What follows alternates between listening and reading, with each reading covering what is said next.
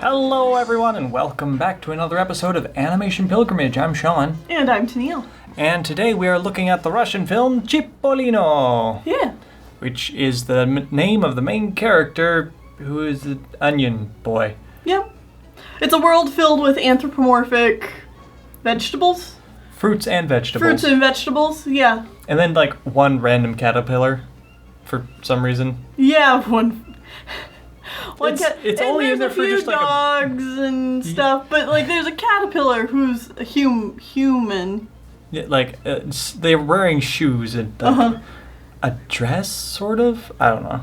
Well, whatever. They're anyway. Supposed to be a person, and they're only in there for a quick joke. Yeah.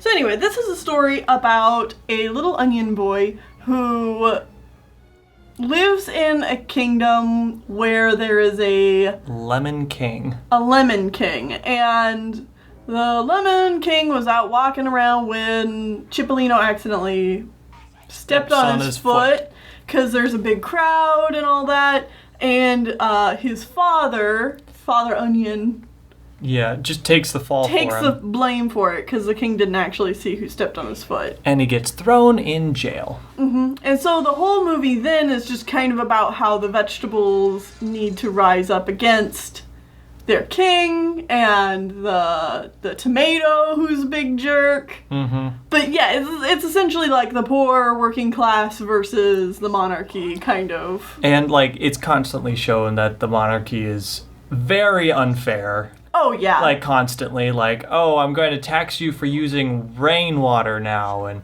stuff like that. And we'll tax you for it raining. Yeah, when it rains, you're getting taxed for it. Right. And there's this whole subplot about, like, a pumpkin, an old man pumpkin, who was given permission to build a house on this land by one of the aristocracy. I believe it was the cherries. Yeah. And then the tomato comes along and he's like, how dare you? And then... Yeah, Bob the tomato is not happy Bob the tomato? I mean, they do have a very VeggieTales-esque look. Uh-huh. It's actually kind of the style reminds me of a marriage between VeggieTales and Bill Watterson's Calvin and Hobbes. Yeah. Yeah, I hadn't thought about the Calvin and Hobbes angle, but yes. It's like everything has like big heads, but then like long bodies and short stubby feet. Mm-hmm. I gotta say, I do really like the art direction in this film. The cartoon characters are very charming. Mm-hmm. They've got like those simple black eyes. It almost Some of them do. Yeah, but it almost in general feels kind of like we're watching some of those like the early Rubber Hose animation stuff, except this is better animated than that. Yeah. There's some really nice little, like, animation touches in this, even though it's a fairly simple production. Mm-hmm. And this is probably the shortest movie we've watched on Animation Pilgrimage so far. It was only, like, 37 minutes long or so. Mm-hmm. Isn't this our last? No. No, we do still have a couple more Russian films. Okay. Because I know at some point they just kind of stop here in the 60s, right? Yeah, and then I don't know when they'll come back, but yeah. I'm pretty sure the last one is in, like, 63? Okay. Maybe even 64. But, like, we only have a couple more of these left. Yeah. And just from the research I've done to see if we could find others, they just keep getting weirder and more abstract. Which I like. Mm-hmm. I enjoyed this, even though it's obviously very communist yet again, like our last film. This one a little bit more overtly on the nose. Right, which I think makes it a bit more tolerable to me because it's not trying to hide it the way It Was I Who Draw the Little Man, just like suddenly communism. Whereas this one, it's like, no, all right, it's just communism the whole way through. Yeah, this is kind of all about, taking down a political monarchy that is unfair and evil kind of thing. And then like a sequence at the end where every character is looking straight at the screen as they work together to build a building. Yeah. Kind of like a wall. Just working together For the good of Smiling. everyone. Community work, man. It's good for everyone if everyone works together for everything.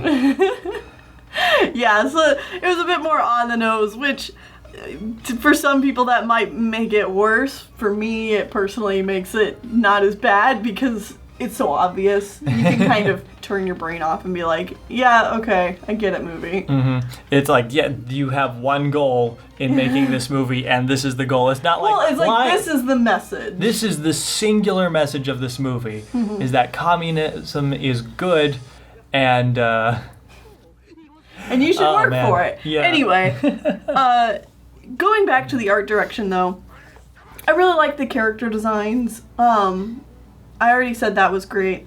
But the backgrounds are also really interesting in this film. Mm-hmm. They're fairly simplistic. They're very simple. A lot of them are just, white with, like, a splash of blue color for the sky. Mm-hmm. Like, a lot of the town is just white with the black lines drawn.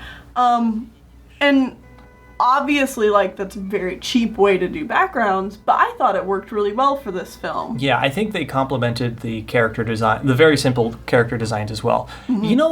Honestly, And the backgrounds are drawn well. Mm-hmm. So that helps what too. this film honestly reminded me of, or made me think what its original intention was, is it honestly felt like some crappy VHS film you'd show to kids in elementary school as just a intro to communism type of thing.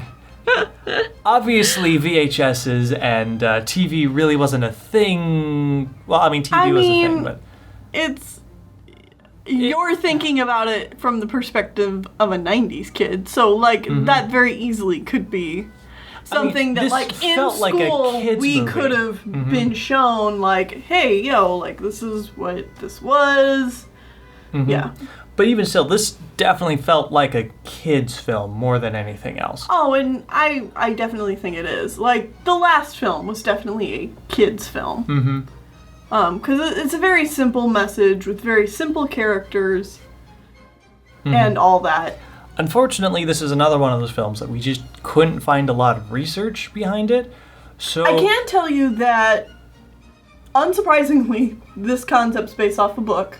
Oh, okay, yeah. I think it's an Italian story. That would which make sense with the grapes. Well, with the grapes and Chipolino. Chipolino sounds like an Italian name. Okay. So. I honestly don't. Yeah. You don't know. But yeah, it's based off of a collection of stories, a story, like one story, I don't know. But based off of a book. Okay. And yeah. I'm sure there's lots of people who probably grew up watching this one. I'm interested to know if this feels dated to... Like our Russian viewers? Or? Yeah, like if any of our Russian... You know how, here in America, we look back on Cinderella, and even though I don't think this is a very good take, but people look back on Cinderella and go like, oh, it's so dated. Because of the messages. The message and themes? Yeah, okay. I wonder if that's kind of... If our Russian viewers feel similar to It Was I That Drew the Little Man, Chipolino, where it's like, oof, wow, These are just such overtly communist propaganda, essentially. Right.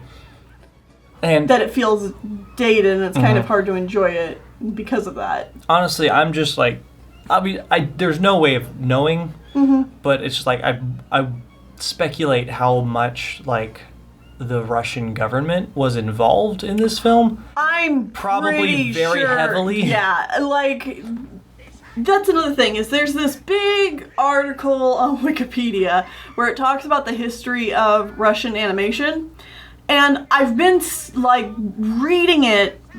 I've probably read it half a dozen times at this point, but it doesn't really make a whole lot of sense to me. It's a lot because I don't know very much about Russian history. It's a lot of terms and phrases that are Russian events and people and like laws and things that. Yeah, it says like because of X, Y happened, and I'm like, well, I don't know what X or Y is, and then I just get lost down this Wikipedia loophole trying to like find what all of this figure it means. out what it all means. Yeah. But from what I could gather, it does sound like here, late 50s, early 60s, the government became more involved in what these films could say. And before, I can feel it, yeah. And before, the government was involved in the films, but just in the fact that they were giving these films money to be made. And that's why we got a lot of just random... fairy tales. Good fairy tales and stuff. Mm-hmm. And now we're getting, like, these last two films are like, all right, these definitely had some sort of message that they had to tell type of thing. Right. It feels very much like Animal Farm, except the opposite side. Yeah. So, anyway, who knows if this is going to continue with the next couple films we see from Russia? I just don't know. Yeah, I'll be interested to see what's next. And, like, what's the stopping point for this? And then... like, what will we see when it comes back? Yes. Because I know Russian animation comes back. There's quite a large animation, or I shouldn't say large, but like a robust animation industry now in Russia, I'm pretty sure. Yeah, but it seems it dies off here in the 60s, and, I mean, we haven't really looked into it, but I don't know when it comes back. I don't know if we'll see more in the 70s then or not. I just don't know. Yeah. But it's like, they had quite the strain here of just like lots and lots, like the 50s. A movie a year or more. Yeah, the 50s was Russian animation. Yeah, and more so it was than anything only else. Like 1 or 2 studios making all of them. Mm-hmm. So that's so impressive, and to get the kind of quality films that they got out of them too. Yeah, it's like most of them looked really good, and like. They had lots of intensive care and stuff put into them. Mm-hmm. It feels less so for like this one specifically. The big one was obviously the Snow Queen. Yeah, definitely the Snow Queen, and like I think like 1 or 2 others in that time period really had a lot of budget shoved into them. Yeah, at the very least, it felt like it.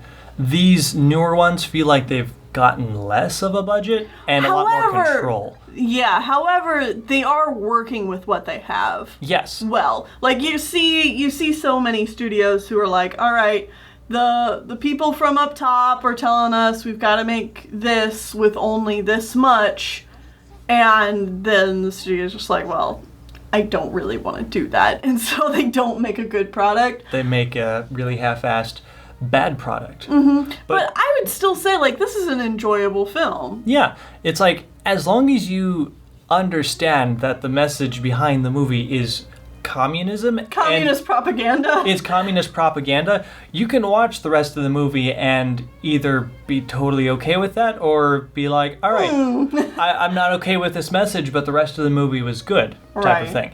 And it's like, that really all just depends on how you feel about communism. Yeah. So anyway, I think that's all there is to say about this. Yeah. This is another short episode, but this was a short film with a very simple message and pretty simple characters. If this looks interesting to you, check it out. If it doesn't, it won't take you long. Yeah. And we'll see you back here next time for The Key, another Russian film. Indeed. So, see you guys then. Если взять один кирпич, мало толку в нем. Потому что из него не построишь дом. Если пару кирпичей рядом положить, будет только 2 стены, неудобно жить. Взять бы много кирпичей, штук примерно 5. Вот бы вышел славный дом, только где их взять, а?